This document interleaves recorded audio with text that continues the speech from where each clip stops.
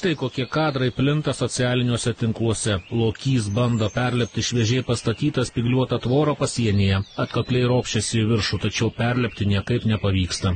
Matyti, kaip žvėriui trukdo tvoros viršuje esanti dygliuota viela. Pagal vaizdo įrašą galima spėti, kad kitoje pusėje Baltarusija.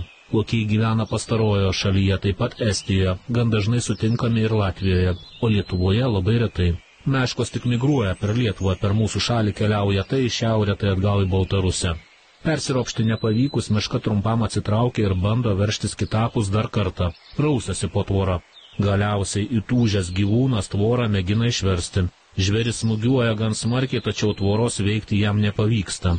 Lokiui tikriausiai teko ieškotis aplinkelio. Šie gyvūnai nesunkiai suranda, pro kur pralysti. Tai gali būti ir upė. Lokiai puikiai plaukia, o tvorų upėse nėra.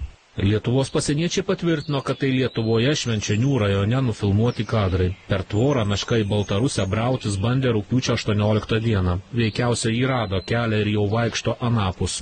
Anot Lietuvos pasieniečių vasarą jiems buvo žinoma apie 2 meškas Lietuvoje. Viena klaidžioja Švenčionių rajone, kita palei sieną klaidžioja Šalčininkų rajone vadinamoje Dieveniškių kilpoje.